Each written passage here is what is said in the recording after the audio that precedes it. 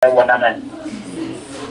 Ko kuo bele kene kenya ko ga cheke ko yeno na sepesi ani ko na ko ke ko mle kamen.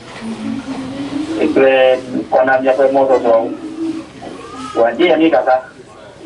Yana ni mon popo se dale tieni na ni kokoko. Le mo do dane jadiade a fine de vitine ni nyate na yo mi fa. Le 96 80 27 27. Ko abi ani dale mon na. Apa tu kuang? Ago? Le kondi. Ndila, hometo. Oli. Ni sobedo. Ni chori. Ile tukaradia. Ah, mile akbar kane. Okay. Depuis na mon popo. Tapa tinya tina mon popo amo bebe ni be SMS simple waga no na mita. Doting no SMS simple. D'accord. Nani le 91 51 049. Allo 99 27. 88. SMS simple.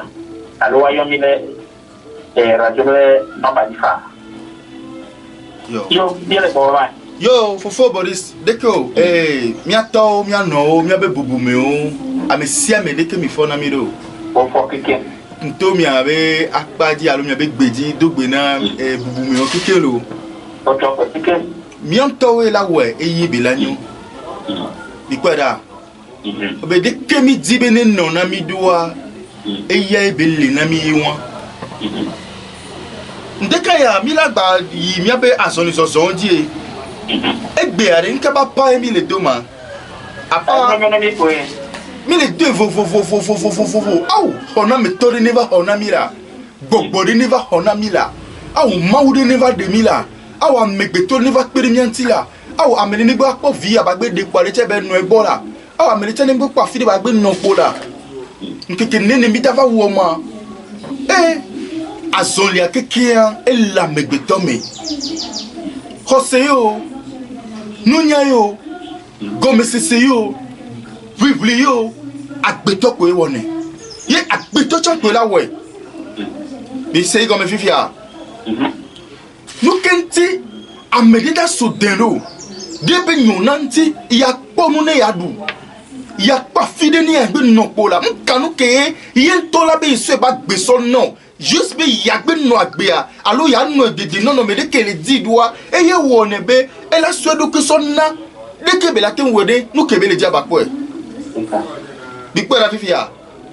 Kafan. Never do a fide la gbemi. Eva do na fide la gbemi ya. Ndi kaki na nyeba mre pimba poda mpoda mre ntio mre pimba ona shua la metepe yo. E wanya unto ela o shua wanya. Apati akwado. Unto ou da accepter là au choison be ye lombe na obiona la obiona kako biona le church come be apenon de le lombe apeto ya de ya no anyi kwia apeto de le lombe apeno ya de ya na anyi kwia ekugba gbegbe a leke donti ano na do mafofo bodi se Yabe ni loe. Nyawe alo. O to akamanto. Amedo na tmale won to no do mi wole ko mi imeri I fomi ogbobo agoba bi o nyawo le funu aye o la gbobe awa. Bere. Mi lo ne be kugbe nko agbegbe. Game an posu game do wa suna la video wa. Ni ona benya. O akugba agbegbe a. Ni ona betia. Trop c'est trop. No de ware do plewa. Do sa ona. Oh. Donc vivi avec pas iche de sopor o. Yo monsieur Boris. Et nous que la que soirée. Akito enyane le document. Voilà. Amedo nyana nko pata yo na lo. Ameke tesiro kuya. Enyana no kenti be da de son lo. Avec tesiro kenyana no kenti. Be da do pomedo me.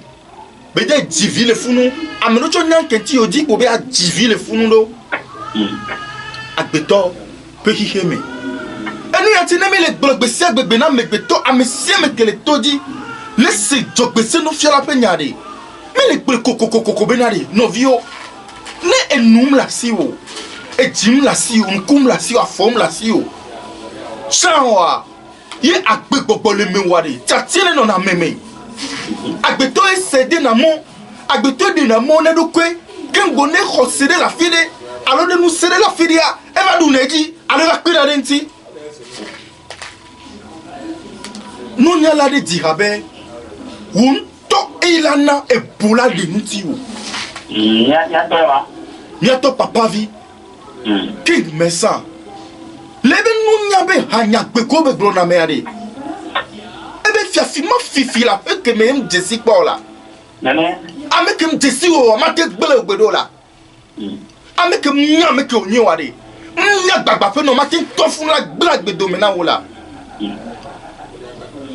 afefi ye sana me na gbefi enu ko le joni mi ati gbe ya de no vio e so mi anto mi humo le mi ando ko nti la profete ko monsieur Boris c'est pour nous faire connaître cette sorte de défense yanki daria to bona mi anto mi après est comment ça m'a donné pia alors mi a je ne sais pas il y a que ma gloro mi a fait qui la me nyao le pia de ou ko le que tu me kay mi me nyao e ye wa ke o que maman vivo séparation divorce vivo comment na ni o ko be ndekeke oyo na be nu do anyi alo dodo programmation sigbe o sute wo dodo ena son dede egbe soso ena son dede mi gbe da vivia no si anu nani de e pe se pe dodo die son dede pe dodo le mi matem tite le dodo mawo mea la gueule nous babla me allô oui allô oui mi matem le dodo mawo mea la tite a gueule son de me dodo kani dodo abla ne ma so va do fait to me be nyako le bionti are bon son de diade nous babla e beni babla nous babla et yini son de de mi se me a ne on so gbe hena dodo son de nous babla o a o la nya me ke la no gbo be de son po alo de po mi le se me a oui bon kengbe mi ava yide no koyora be feto me ntia mi no se nya gbe ya lo devi ke e blevi ku de do kwe lebe manya me ya ye dinu se ya ke dilo nya ba mi am si ode o ma te fu son de pe mpone o d'accord mi se me ya gake nunya ike nyi jojo me fe nunya ele fiobe no si anu ike ame wona la e wone le ebe didi nya nu nti kele fiobe ne ame va do nu sume vondo nyo mea o de na mona me to be no ke yento wo be chatiala ni pankoe voilà fifia ne ni be va fe me be mi de va no blonde kudo jojo me allo feto me be esonde de ntil agbegbo nu mea me ma fon beaucoup do ame ko npo sogbe ke bonu ame ko nto bleville o do pentia mi ma yo be sonde to allo sonde la o devi ke kafra dilao kwa vole wo be vionti di viole blevi kaka o so fu doa masi me school yi bandia ola de sonawa ikwa la vivia son développement donc nenyi bo la glosson de benya nu do ani dodo plebe sedie be nona nu kengbe na ide be sedie poa mpona kelilio enu anti o la de amedede ndenti nemni dodo be nyi wo a o la va globe ma na esron justement ne enum le dodo kenyi hikia be se bebe dodo nu wa o la va globe enu ya amele okudoye voilà comme to kana nyo gome do pe nyo monsieur Boris de que Kafran Ah, pour que pour ni me compagnie. Aha, ok. Dès que on laisse ya. Dès que amede que Kafran ta fra tie mia to mia no la gbremondi quoi. Mia to mia no la gbremondi awa no bio factorisation menya. Ça va bien. Benare. Mia to mia no la gbremondi le ya gbemon. Benare. Dodo benyina le agbia mebe. Ola sok benande anyebe sekpe dodo kemena do teme. Elema. Nem le nene oa. O java no blonsobe esem na enu yo, maum na enu yo, amele amehe mona e, ame titre de yenti. Voilà. Mais c'est bien. Donc Amérique si amekeye nya dodo ke die belewa, ele sibe kafran. Mia dilado alo dilado que o le divioa, le wododo so de vio ntio. Ne kafran dilade pem davasten. Ye dilano wa jani soa. De vieux pour me abana. De vieux tina yame. Elle avait wadila wododo ike dila so onchiu. Kengo amela to vididia. E dena e vibe dodo wo. Kengo dena vi to na vididi. Ya te pe bro. Nem le nene wa. E va na kuki non na pa me via keke. Mais yo. E wo no on pa so gbe wa. Nunca be fui over four. Voilà. Et on nous sous on peut se boire. Nunca be fui over do. Fait que mi ame ko mi la gbe mi le se gbe ni ye mi po so gbe wa de. Le mi ado ke mo wa. Nou ken na mi so mi ado ke be po me ya di. Ve so jamais adi, ve jamais adi. La no defu na mi ado ke o. Elle me be ni le camera chon po so gbe o ne asisa sa o a. O so gave do asisa sa me. Ke o mi asisa sa be se o a. O la du fe. Bipera. Amenez que me fléter. Dodo de cas. Van pas me ko be jaba dété na wade. Anyala die. Et nous faisons nous faisons. No vieux. Mi na mi ayi mi ado ko mi adisi na be didi mi ado to na be didi na me na de. E no ke mi da be wade. Kafra mi ma tete ko na no be eya ke ame asugwem le nyone okpo a. Alors tele non nous soudé quoi ce qui veut dire mamie de le défouner alors mamie ko mamie le abo le desro alors de nasron be bobo de le défouner ti tele non nous soudé pepe bo anyaro ba mi quoi dodo kaye owo so pa gbe onti o dodo non ande pepe ntile o monsieur Boris oui. Dodo kayo wo so apa gbe onti o ne omnye o a ke won fike aya popo be atrodo a ela trodo enu anti amede la ba do agbe me na wa ola te yo hiye me be nkore pepe ne fa Aru kreti. ola yo hiye me be nkore pepe alo ola te gbolonya pepe so hiye me nti be o se me a. Oui. Et moi, non, le fou, non. Ne, on décide, Jojo, on décide à me connaître, wade.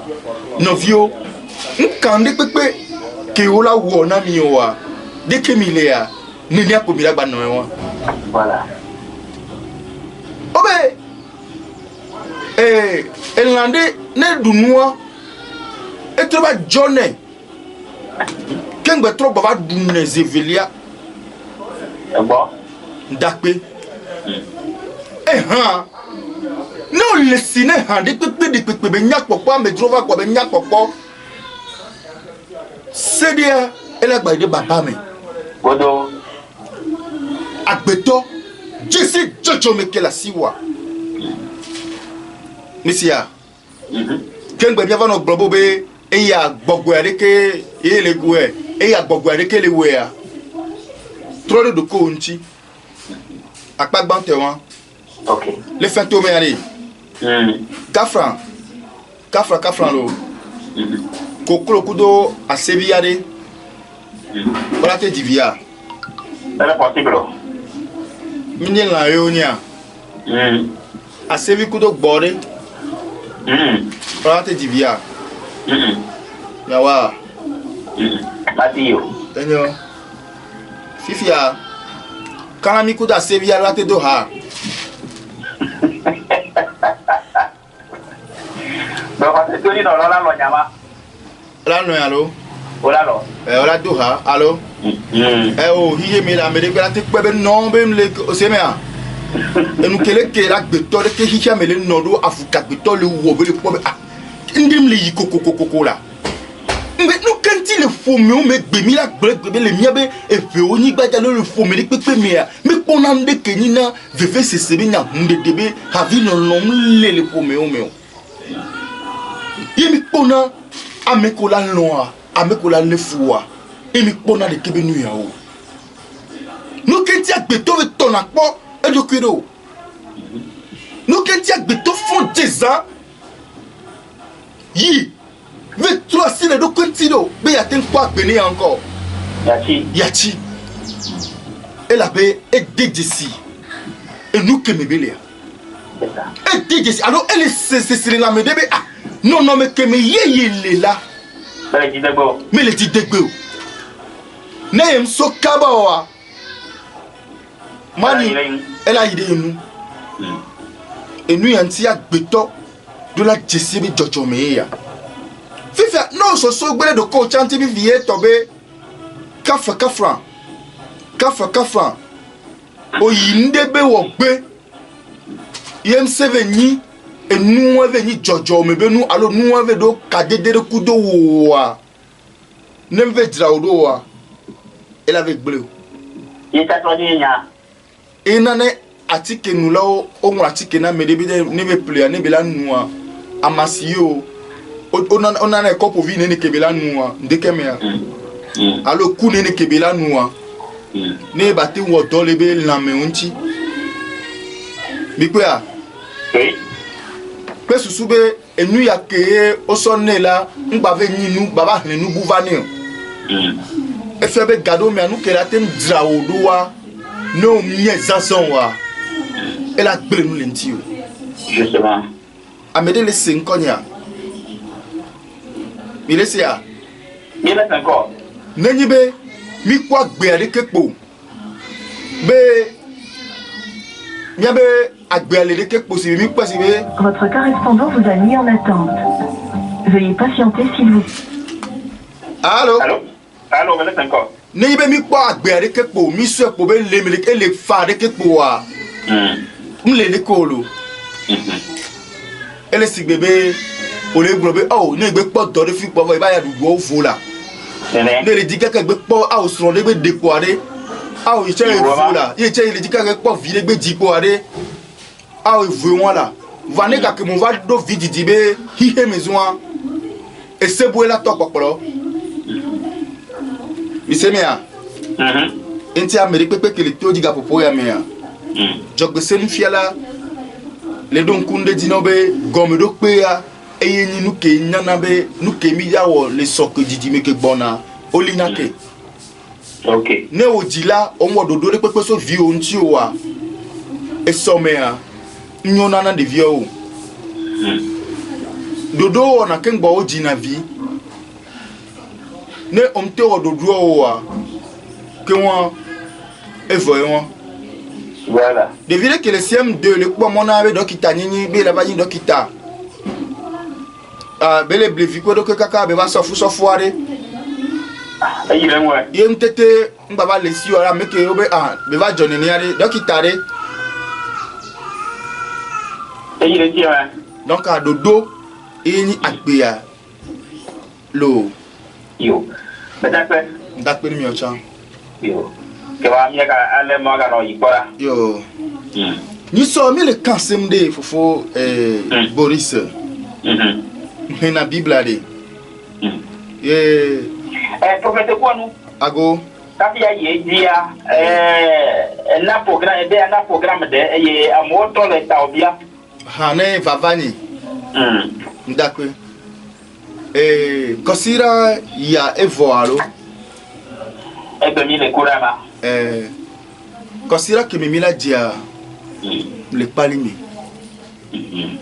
isia ke ma to kura be ola te po et maintenant radio abano radio ake on la te comme donc afike ma zin maintenant la nyaba no anya no nya me no be kura ke bona mle bali melo yo que va me conseiller à meilleur les temps c'est bien la meilleur du à quoi pour seda d'accord que englobe il y a lui que la Bible et gloire le ciment benade je serai leur Dieu et ils seront mon peuple.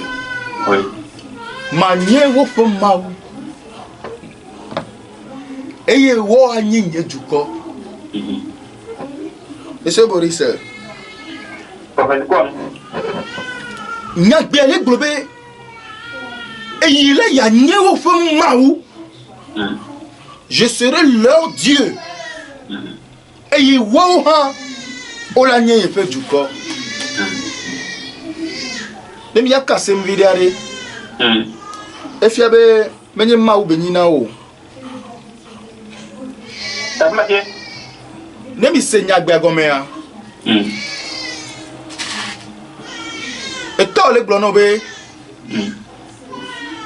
Ya ni tono. Yo chola ni vina e. Nyagbe lo. Ebe, je serai leur Dieu et ils seront mon peuple. Et si vous avez le babla de mebe no odo to ebe nu yare ilani mauna wocho la nye ife juko. Okpa nya tire le funu a. Inya kola. OK. Ego be nyiso am ke denya de fiobe je suis l'Éternel Dieu d'Israël. Et yenye Yehowa Israël peut maou. Israël est président pour mi matem yo. Famila te yo Israël peut maou. Nous quand tu es mbavanya ya diro. Ni sole mi pas 5 kakao me alo e die di koko kwa. E wona ne vedu ko ba me adobe. Yo voba Biblia yo kovea o ko mauvana yo le Afrika yi. Enya ya mi betege de dibe. Menye yo vo ayevu ko ni yo na ba mauavana Afrika o. Emi anti ni gbogbombe ele ba amagbeto wa deshi do kwile e pe jojo manu be wa nya ba mau yo gbona la me ye yo vo cover Africa. Gake Magbona OK. Mi gbrom nyama ba yin chobe mau ye ba nya yo vo gbogboma me ye nyi mau ye yo vo alo Africa nya le yebo si jejeun. Elle ben yo vo to gloni de be ne mi va Africa la mi ga pumpu to maunchi na Africa to de kegbede o. Elle ben wonya mau gake nusi wo manya o la eyenye nusi nye kona mi be mi ve kona o ba eya egbona o dege to mau yi wonya shima. Ana le Bible amor. Mi la hle la. Ah, il a la Bible là. Mi le zondo voilà. Mi la hle. Ah, OK. Fi ko mi le ni soyem le bio mi benade. Mi le hle ne le Bible amena mi benade. Obe eye esi amegbeto vio de asi gboso so me vola. Ma ube vio va ko amegbeto vio la nigbadi. Eye wo jetugbeje na onto. Eye wo de wo dometo wo gbo o dofuna o jibi. Mi di nyan won kaka le fi mi pota ni oro. Bi don ko nyan won. Je donc oui.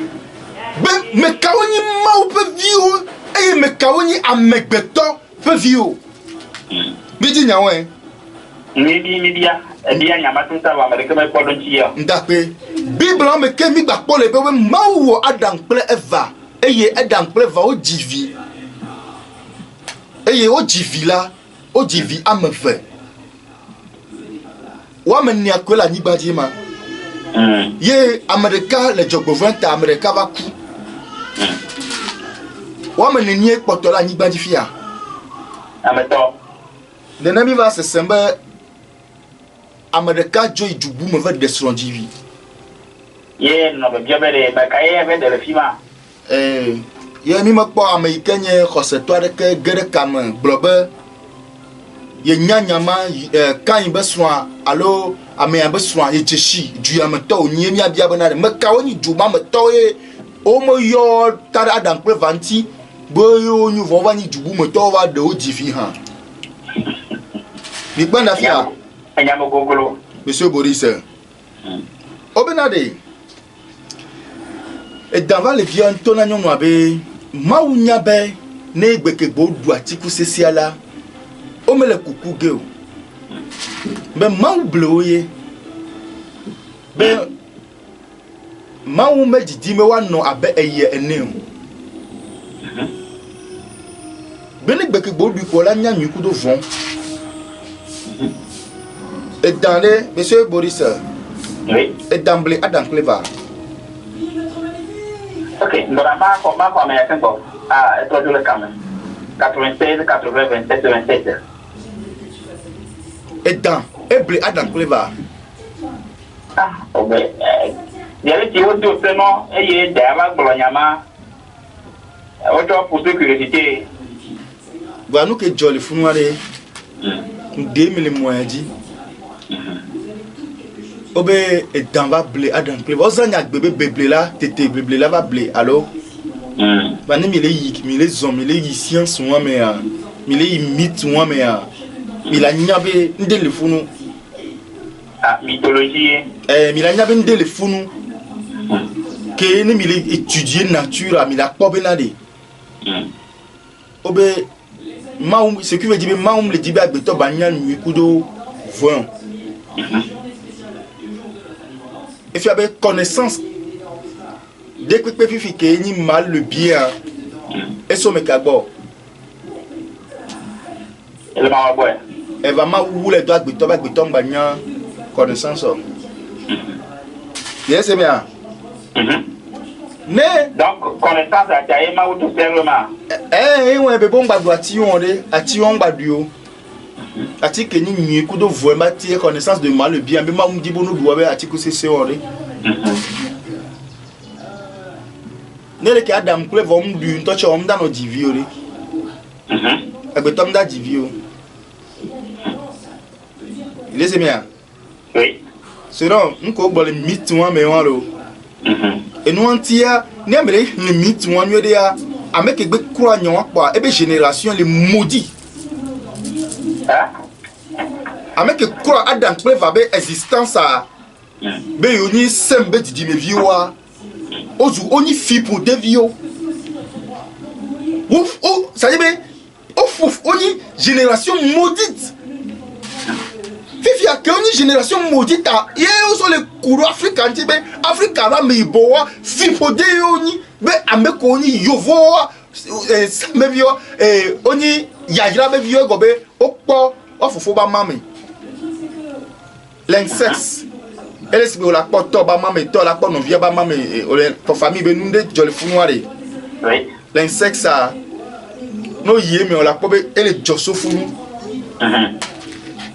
et c'est meilleur donc nous qu'est-ce et dia vana côté ya do pobe ne enya ya be de le jeto de mewa aw nke kede la ba vantocha que e vantocha ouais kafra egbe ke ngba mede la te plein le gbo alo la te do hono alo la khodo do me ne ngbe nyebe croyance me ba me gbo anya be mi oya mi ndo shori mais c'est bien oui donc a inabe ne mi le kalonya yo dibi mi no dengle so nya yo nti kpo be na de enya ya de kenya le doari e le domia dia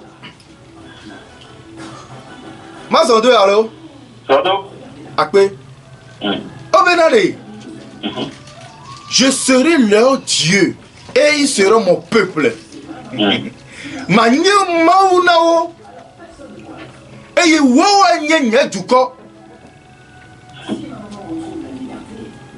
elle sibere ken globe je suis l'Éternel d'Israël je suis le Dieu d'Israël maouye maou que la Bible m'a globé nari Israël peut maouye ni là yeni Jacob peut maou Yeni Isaac pe mao. Yeni Abraham pe mao. Togbo ben kore. Ya togbe gare, yo ya togbe gare ben kore mapo. Ya togbe gare ka. Ya togbe galo. Yo ben kore mapo. Aticho. Togbe aticho. Omu yo ben ko. Omu yo ben ko. Ah. Ngata. No do yo ben ko no na Biblia ke aticho ben ko le Biblia mi. Ah, chama nyo nya betu wa ya kwa gamo we. Mles di stay gamo. Monsieur Boris. Mau hihe ke mi miliari. Magba no bleke. Nukenti mile vli kengbele dunu. Nukenti mi ko si odi se wa mi gba le dugbe da le tim do le wilo nukenti o. Nomi le bablake. Ndele miame. Ndele miame. Mi kwebe ne mi nwe wo a. Ma nyona mi o. Ne mi vle wo a. Ma pa mi o. To gbobe. Nuke mi dimi hosele han gan ele gohara. Esi na mi atibe. Ni mi anto mi nhun wa. Adila simi. Hihela di domi. No view. Oh. No kenti agbeto vuli na be ya don la mesemi. Ala idoyo pe no yo dona ni apagbe ni ati o. Ni mvuli wa. Ayala fodwe. Eya nkan keje o hosi olo. Awo sibe nkan ko le sobolo mi tati ela pare kalo. Oh mi tati eku anu ho beni dongo na nu keni yeye ni hoselo. Mi lese go me a. Oui. Eku enu ho beni dongo na nu kemi le yobe hoselo. Ce qui veut dire ne kuva file pe ko le. Ote non nu ko ni o le subu agbo. Elle va solo. Là. Donc, elle est les numéros. Professeur quoi non? Ago. Oui. Eh bien, il dit que y a nous qui de Bible antique coco Coran pele et cancale on va dire c'est même on la gomme manué. Jim kana si wo ya man. Yo akpe. Mato mon popo ya dila dakpe na mia fofo baron alo mia fofo ekulu kudo mia fofo ami tonde o domede o nanyo o ba ple crédit nam so akemi mile o émission ami ton ni so récemment semaine passée kwa America gba ni kopu e ple crédit nam mato mon popo ya di ma dakpe na o oko teke mi quoi et nous akemi le wade si elle a contribué. Monsieur Mia. Oui. Les miens peuvent nous faire fion noir. Kafra mi gbonebe. Nous nya de le kolate nya hike mebe subo keke ko le. Mi fie na nous so na nous keke nti. Coran mi pona poso Coran nti. Va mi gbonebe. Ela nyobe amedo ko unto le dibe ya nyandowa ola tegogo enua ban enabe min bona hosebe nyon mi bona jojo me be nyabe kengbo la so de ko ve na musulman alors la so de ko ve na christianisme ou la so de ko ve na enua e au perdre ape identité o si be ape nyinyi o au but enai o la tengbo be ye ni musulman ye ni chrétien yeni ekiste yeni franc-maçon yeni enu egombe on va se convertir moi te blon au bouchon ça ni noa be niu ya va ça be se convertir be ni voilà si be ndima sanya tirebe Oh, la même originale avant. Ah oh. Ni photocopie toucha yo. Ok, madame Amérique yomi zali arrêté toi yomi fa. Madame no reke. Si bébé madame no ke okpa photocopie ko original ko gba mi mate zante mo le funu. Si bébé amei boy oni. Evo, harika ko va gbobe ya belge yeni. Ya pa me ya ba. D'accord. Allô? Oui, bonjour.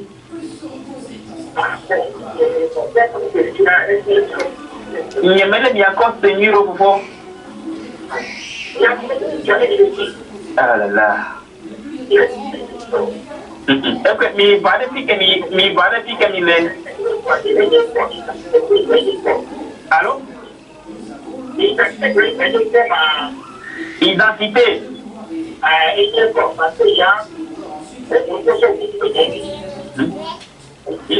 Oui. Ok.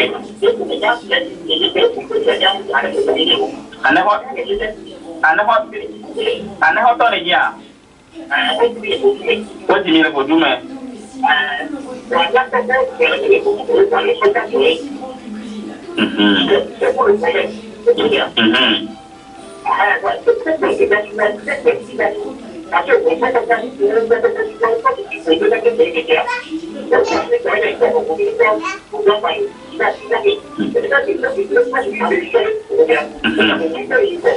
Ok, este wana kwa. Ok, yo, I don't know that here. Elle est camé allo? Elle est camé. Ah, eto. Monsieur Boris. Ese me bia wa. Me laisse ebe ge ho. Ane hoto eye o ti yo le bodume. Aha. Yi to bi na yo nya be boduko yo ko wa yo ko do ajoy. Aha. Boye banya be bia boduko yo to subo ba ya ni pipo de na yo. Aha. E wo na popo kure no ti de no kaye ya subo kom. OK. Ne faut voir les taux diaré. Ndak pene. Bon, ne ke nya bon, okpobe kafra aneno la son nya ne hoto famille yo la son famille yo la nya zeka na me ayo pola nya be ani hoto we quoi. C'est nem nya famille ke be nyewa enya metina mi man konto cha. Parce que okpa me la te gbofi be ya nya ne hoto fa le esusu elo. Va me ke nya ne hovi alo genvi didia. No ba bu de pegbe cha un pona mpone ne. Sigbe ne amiani e genvi. Ale nya ne hovi. Didita. Mba mpona mpone sigbebe deke fofo la e pombo fifi nenia ma pombo ne ne. Ba ko sala no toji la troyo mi ana mi man ko. Sigbebe dare.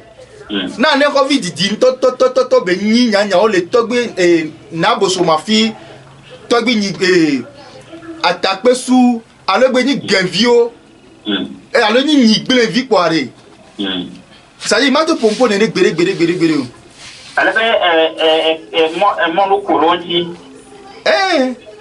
genvo jua si bebe okpare même ne okpa fofo ke yo vi fia ne gba du kocha alo ngba ho ento egen kebenya alo genvio ça mi genvio quoi si be ne gba du kocha alo e ba du kolo ne gba du kodo e ba kodo alo ba du kodo ento be joso be jojo me cha mi genvio be yo mate pompo ne ne nukata ame ko ni genvio ade e gendu ko ade ni gbele vi oni e vi o ni gbele oni enye keto ni gbele mais ça ba o se mo ni gbele nko na ni gbele o se po a mi te no be boduero togbi ni gbele mama ni gbele alo togbi ni gbele on se po o se na bon doko gbele na so Egypte fofuare ne yo ne banam famille ke benya ne togbe ya ma uni ma pompo kude togbe antine nyao ok bi ko se nya fufu ele kame ni be to aneho tuta kwa ne so aneho tutu ta beni famille ono yo ma be genwe wa okay etoma do kam allo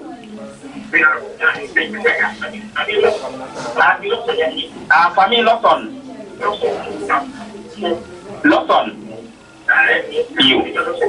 you enya ko don ko you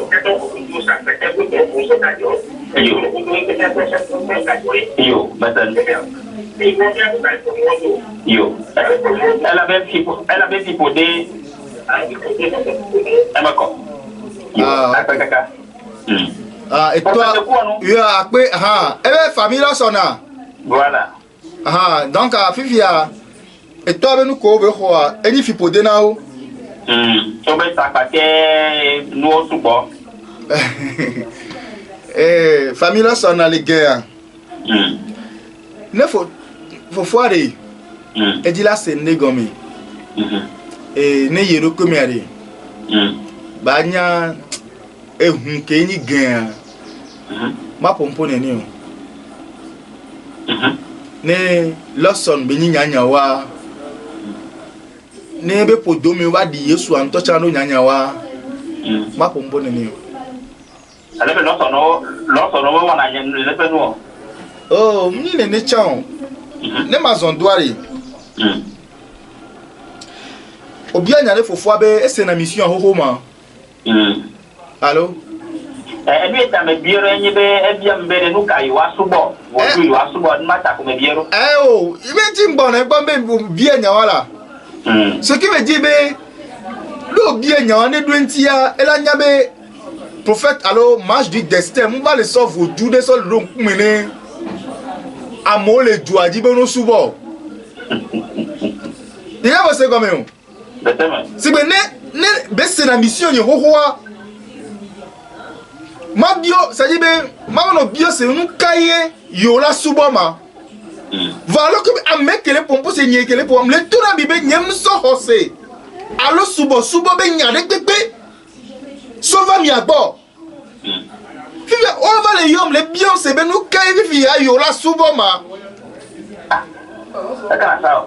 voici bien des fois nyem so no kemi la subo fifi ade sauva donc comme na miu nyem so no kemi la khodi se fait fiare parce que hosebe subo banale nyem so hoseva mi agbo so subo va mi agbo be emi khonu ya disia mi asobo nu yo mle pompo kure won to jojo mentina o mtele se gome o fifi ne togo be no ni fipo de ade elu ke mo va do ade ya yira be ni na walo tabanyo ebo yeye le akpare ekpo ya yira la akpare voa monsieur Boris ne eduale to diade abeto kono ago wona be popo ya be bodo be pipo de mate o yeta ele nya dio kokokoko voa po be ne bio nyanwacha ina ngbrodon ko be ne ami agba ni genvi ne du kona epe jojo mecha ma fo mpo yo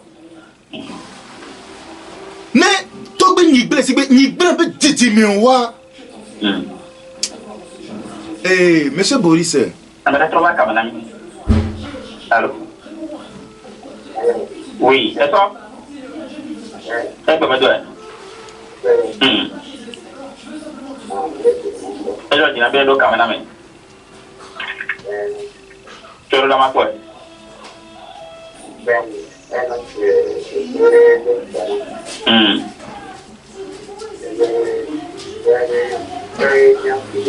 oui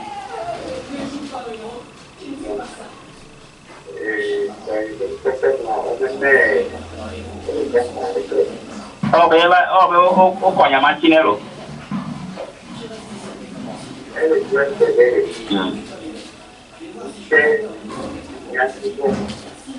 iya pesan beposan tidur dulu alo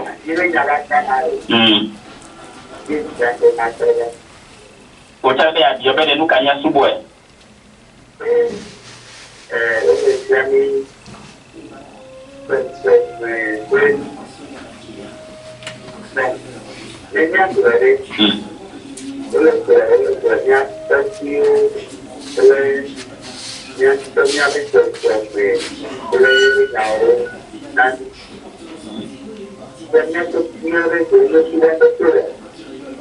Okay.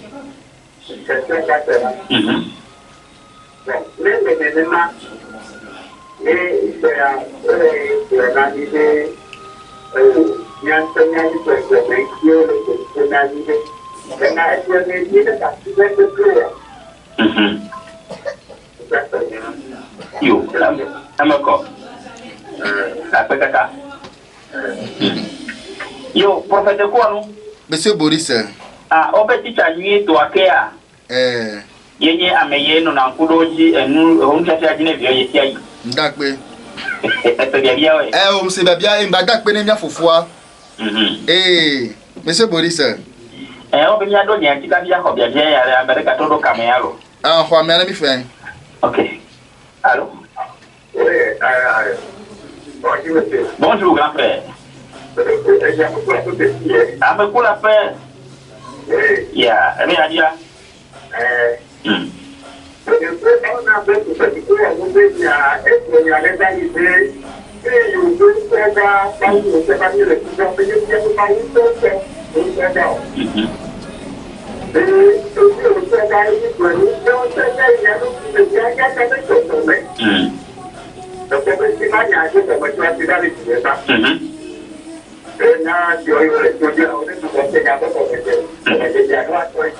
You. Après caca papa. Yo. Yeah. Monsieur Boris. Popo. Ne amele le toji gapopo ya men. Ne ekwobe ndi kokokokoko manke le ni subo subari. Ne subo de kwe. Ah bon? Ne amele hiya kobe ende koi ya la subo. Kengo la nyabe nyak beto ila vole iye meare. Ne subo de kwe. Nyao. Bari magbonyare na mia fofo ke yobe ni la son ne ni again viwari. Ne vodu ke bele yobe sapata. Ma se fiele ntobe bible a mea. Be vodu moi ke bele yobe sapata. Matroso mami pene. Le bible a main. Matroso dan pene. Ah bon? Matroso dessous so pene be benene be nuwa wa be bible pompo swenti be le mauga ke o so na wa be fiazipia be nkume ya ola karedima. OK, là donc la même y bible là. OK, mais le temps que la fille peut gagner Ézéchiel 1 Ézéchiel chapitre 1 verset 18. Ézéchiel 1 verset 18. Apocalypse 4 du premier verset 11. Ézéchiel 1 verset 18. Apocalypse 4 verset 1 à 11. Apocalypse 4 verset du premier verset au verset 11. OK. Elle est blobée nade. Wobe vodu ko le tono be noa. Elle fiasi taben me fa vodu wo ni gbogbo ko do zogo ameneawo eye wobe mawadona. Ah, OK. Vodu ma wo yo encore le timanuire le nea. Oyo sakpata le funu, oyo agele funu, oyo dans le funu, oyo azele le funu, oyo mami le funu. Monsieur Boris. Monsieur Boris. Oui, Bobo. Le Ezekiel fia Salomon tugbedo khware. E tugbedo khona mawu. E to tugbedo khode do gbedo khwame. Amedo kamarami. Allô. Eso, el bebedo.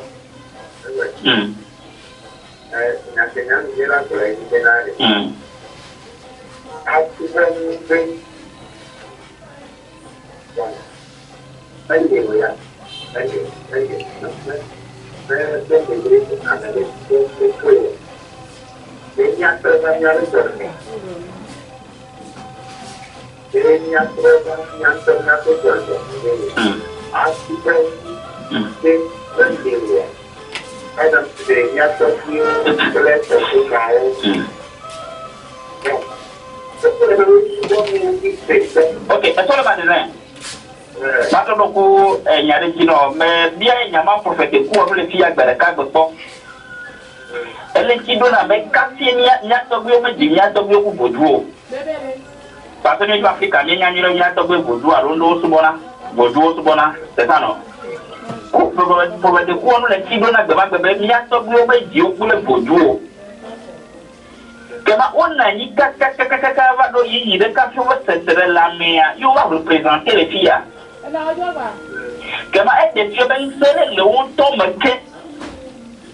et en réalité, il y a le baouli au cordio. Donc, à ce moment, il dit qu'il y a 3000. Il n'y a pas de semaine à mort. Ah. Il y a des filles qui les filles qui gagnent les têtes,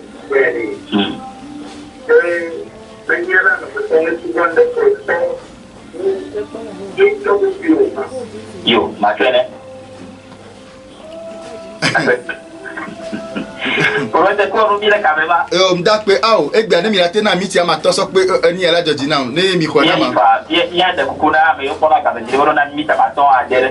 Akpe, joji no to. Aou, nous kaemi, ça dit nous kaemi di kokoko ya subo kengbe ni wayo mi ba megbeto. Sigbe subo ni nous ke manke mi poebe mi dola subo nous poya. Ah, d'accord. Fifiari subo le esclavagiste yé beni. Ça y couve ni be jesi beni. Na subo de pepe. Monsieur Boris. Ça dit benari. Oh, mi porike oh, oso agbeto o l'Afrique, Afrique be sous le pobe nous poya la subo mala. King boy, ça dit il a subo les raisons encore. Il y a son ni noir. Alors il y a son ça y raison quand il le dit il y a subo noir do. Oh, dis pour faire le peu la fille que tout là. Ah bon? Dis pour faire le peu la fille que tout là. Et nous on doit dire que Kafran au Paris, Kafran ta frère Tchelo. Monsieur Boris, qui a quoi là? Ah ok, il m'a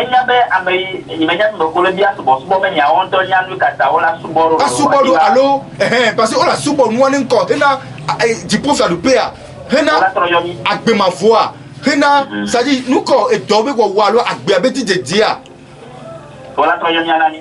Ok, nemia son doare. Obe fia Salomon tu bedo hona mau. Fia trop tu vodube ho. Do bedo ho mi. Le pitama. Fia David Salomon bad dans les mains. Oh, ok. Vodu que be ho be tuare. On avait densu. Et d'autres tameton. On a que représenter 30 ans. Ah, c'est le thème. Be représenter Fia Salomon tu be bedo ho mina. Fike be subona ma wulea. Fifia gbogbo amandro ni anido hodo be nsewa wa wenyi nkuvina kihia ke ona na konta nko yo lebe mawa ke yo le yo be mamia ke pachere eto esi toto sisi oji ewa fika gbogbo ya wa we na gbe agbeto wa we na nse agbeto fik agbe ajoso ewa wa we le gouverner anigba fika ne mi nya jesi ya o mi nya gome do pe ya o wa mi ela na mi sigbebe mawude la fide alu nu sere la fide ke yo vo va sovana mi mawari mi yo vo servo yesu yo sovana Africa mi na seigneur e to di no to no seigneur ya lo nya Africa bi nya me iboa nye so gbegibe yo vo mso mawu na Africa Kafran ntinya de msele am gan wo de gbo sokudo pali me alo fi ke prison le gbe anti be jama over tu e pa wa yo le na mo ne mpo tu na wa e zo prison ge gbe ya e me over do bremen le pali me ya missionnaire wa ne abega wo ko do nyanu tinya wa o ma joni ni kakakaka wa do for ni be hosemi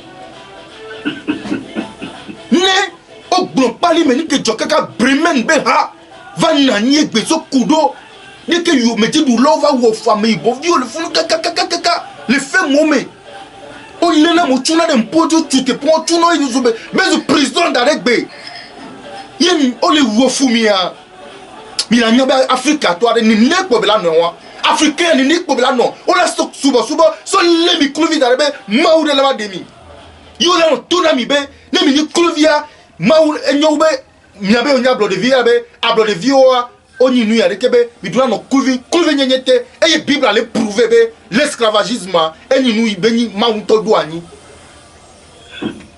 nyimnya pa ke mi hina ne bible yenu ko le joint de mi ahun kuvia mi ame gawo ko ni sisi la wa du ho le mi abe vioa mi le bois fo ne mi abe dediban ye mi le fia no bu du ko ke e ju ke me benu mi le fia to mi nyata na ni benu e ko me be to di no la de que le e fi ko le yo dare ya vai fifia mi ne ke jo kaka ke me lea ni ba ko to do do ke ko ha de yo ala pa gbogbo le funu gbogbo ma ndira anyiro hodo be jesi ke be nya kanse ko pona vodu ke be nyola ko e le bible même bible me wa ngbona mi donc be o copie Africa va représenter la mi be mawuye la fideye dire Seigneur les agbalade be tout ça commencé en Égypte et l'Afrique est le berceau de l'humanité. Paris l'Afrique, France l'Afrique, Amérique l'Afrique, Afrique ko ya josole. Ni na mi nte nyole mi adoko mebo. Mi nya meka ho ho. Mi ne veduko, mi nte nyole mi adoko mo yo oso e nu pouvoir na mi be nu pouye mi nte le digesi. Le hunkovi obi le biabe no kaye yo la subama, mi suba mi adoko e. E be nya suba mi adoko e. Mi suba mi adoko e. OK. Prophète ko no? Oui. Ndeka ke ninya eye dona pone niya. Ke ni mi manya nya to biwo alo nya ke ni nya ko nya to biwo tia. Ye ko nye be le badio yo subona. Sire suba me wa. O kona tidi. O una kokolo o dana degolio. Mi se comme mi bia se pa o de menamia. Do ko la pe ni mema. Fifia mi po san. Aro to ni be o ko la ficha. Mi po san be nu ke o nya to gbo ware. Kafran ta frachi eto vona nu ke le na nyi gbe mi le possible o le wona mi se voju nene. Ko to ro wen. Ta frachi lo. De ke nya to gbo na nyi do va ya yo wo nu ko yo na be voju si be ke mi le gbro nya ro nene ya. Me be voju be nu ye amegede o ba le we gbe o. La pa won mi mi ado mi chance nu buye. Ita ko le globe en mata ye ni le globe mi a to gbe mo boju mi kan lo gbo ela be mi ba ko be yi fi bode alo na de ke le ya kere magbe yi o pare bon won to ta do di tin de pe no ya monsieur Boris ne mi le dendo me ade ba me bi to ba nyokwe bi ba le do kwejira mo benade mi ato gbo wade onna nyi pegede kengboye sesele na me ke ba vana o ku de nunya nu senkele wosi ade e me o nto na gbevoju ole voilà amapa ma amadi amadi composition be nyi se gol ko la sonu ya so pe nu ya ba na nu ya de eye be nu na nyi le mi ato gbo be game nene be nunya egba to apabu egbe gba le dizon apoba me la so amaya kuda me fi gba la so onu ya kebe dinia ekwe so dinia edu ebe so nde dara nyi kom c'est ça ese ka mede wa masire be so dadona me ya evo amasi won ko wo papato na mo enya ba ma kwa ma ya ida na masiya enya ma kwa ma ya ona ya ni rike meto gbocho nya ma ma kwa ma ya eye de na gbesida eye de na mvuenda eye nya na ngoli eye nya na gbegbleda ni nebe nuo me mi atogbo no le nu nya pesi jeje me won fifi ya ke didinya le yi dendia enugbo le to le amegbeto vovovo mo le créer nu sans ordinateur computer am loader bien sûr va Africa e yo vo po ne debe nu nya so Africa yo po so e portable électricité nu kiki Africa e yo vo va copy nu so we va nu le mi atogbo si le wo ba lo bo ji se ouais be ami ngbado na kumya to mi po ifuta gbo be e yo vo se nu to va yo vo nto nya be Africa e ya yo le pon dudu le yo le pon nu le développer. Donc à me que les todia de mingba no attaquer vodu zerkabe yo togbo vodu ni fipode na yo nti awo eni pepe ya eseku dodo ekude nti enu na egbe na gbe memba le nyuna wo wa o jana gbagba kakọ ni nyi awu na be hu ko de nde diko ko kengbela na hihe me la nyuna o ola wi ko kengbela nya bo lo vodu alo lo amabe do ame ko wo so ehun le pere nti o chon le vu ame do cha masigba lo po na nye to go me voju po wa keke wo la me se me pe gbe nle nti ode ne de mi gbe nle nti ade ka fra me ka o le church ye gbe o me ka o lo voju a chan we gbe o fifia ma gba so da mi na mi be mi gbe o mi no church to no voju no imam ke ko da ba popolo ko de ka me gbe de ka mi gbe o mi no se lo mi no se gbe si a ame ko pata o le gbobe yo ayo to gbobe mo fi pote be ni yo ni nu ya yo o nda ye me are fifia ma gbe na mi tozo mi gbe o mi no huno témoin catholique Bremen Assemblée de Dieu musulman wa pata o da ba propose no yo Africa be ma o da kai flole oh non ye benami okay ne mi ason ku no pon ko le joy gba na be na de fikaye mi da ba so bible Allah Yesua fi mi da ba so daro ma le 8 décembre lo mene nu mi le di bi asubo nu de zo alo parce que mko be subo be nu ele wo mi mi le di asubo nu alo parce que mi on bi do game la gigbe aji be nu po ya yo le note po bi ya asubo fi ya nu nke mi la subo zo fi ya mi le note be amele ne va so fi ya mi be eye mi la subo so obe mi de jesi mi anto mi adokwe mi anya me ke mi ado to mi adokwe mi anya mi be jojo mi nkenti over ni gba ndi wa mi ndi yo mi ti bi ava subo nu Fifia ne maso yedi sereke mi nyabe gami asunenia ma bio benade toji no to le communisme moya en français le communisme ade mais ça me veut dire ne be dano ba nyabe to utara enyake bona le univers a me gbe mi le pobe nde to abota nde ba bona monde akekia subo koko daba noju yo ne nyade la siwa glon kemene be aso gbe na ma o me jakpene toji no la me jakpena me sukata yo voilà quoi mais que me pour les Ézéchiel le apocalypse ba le trop confirmé na ma be ola yo no ora so be kanyi bo kelo ta mo ko ndele bo la ta bo retira ora ba ko le to pour nyare la tiwa a tona mi nyaka Africa vi mate gbenule ebe nko we na be sapata gbo oyi na church o omi na church o nuke to gbe o nya be ni sapata nya ni gba keje o le zo o mami ko sere pe ke mo le a nde monta wala te gbenule gbo ela be esi eye ni mamia age aya popua eye nuko yo na ba zea ele ni ezo ke di mi apeta mi dana mi le bidu na ebe onye Africa vi ko mate gbenule gbongbon yo gbo kudo so pe gbogbon ko na be etera amedi pe nkan ko vele subo a amedi ma te gbe nle wa pato le kadide mi kudo mi seulement de ko de me na mi alo mi atodo we wole modo nu na mi le pe be ni gbegble to vai gba yo votro be ni nu nuen le na bi ke mi pe to mi ma nyan be sakpate mi la koko dade mi be church kwa mi ni ko koko yin voju aso dade funa mi le subo ba mi le nyan o won donc e soirée man na nyinto tapa etap ma de nu ko ntoyo mi le yo be sakpate are ma de me na mi nko ke be ni mi abe ma wa Israel be ma wu yo na ne ya ma de me na mi be le ni Gabriel archange Gabriel. OK pour de ko no obe ya me de va kam ya ko ne mi akpa yo allo oui faut ne ko mi fona mi ya ni tu la be ko mi papa be kama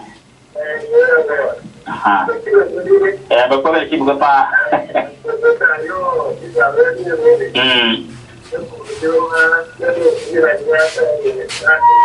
OK pour de ko no ago papa be kabe atodo ko bi tabe passer ke di e yo dari abai Ezekiel va gba le gbanto so pipi gba kaka bayi ame weve Ezekiel chapitre 1 ne chapitre 1 keke OK puis on est dans les Apocalypse chapitre 4 ne le allo eba ne le gbogbo ame ne ko ni mami aze sakpata edan ani do hodo no le la si le funme nke wa togbe onya fifia o ba tro yo ne le funme togbe zipi togbe zipi ke mi gbe na le boa et le bible amen be azikpe won me gan hoho le 24 vieilla mi atogbe maman togbo la azikpe won di le fi ke o le subo fifi gbegbe ke kuto mi le critiquer wa azikpe ba patolo be do le fi azikpe fi adupe ya OK obe Ezekiel chapitre 1, du verset 1 à 12. Apocalypse, chapitre 4, verset 1 à 11. Yo prode kono enyare wiere relation ne pa. M'dakpe be mi na minute video egbe ejoji na mto. Wa bijou de kare mi onto kenwe. Mi ma gbon keke egbe o. E so yo ra gbe are. Ma de kokora mi se be nya de nu kenyi Africa be vodua ma wa gba na mo be na re. Wa so bibla dare mi se ni da bibla la si so. Mana mi nya so mo de mi akpoda lo.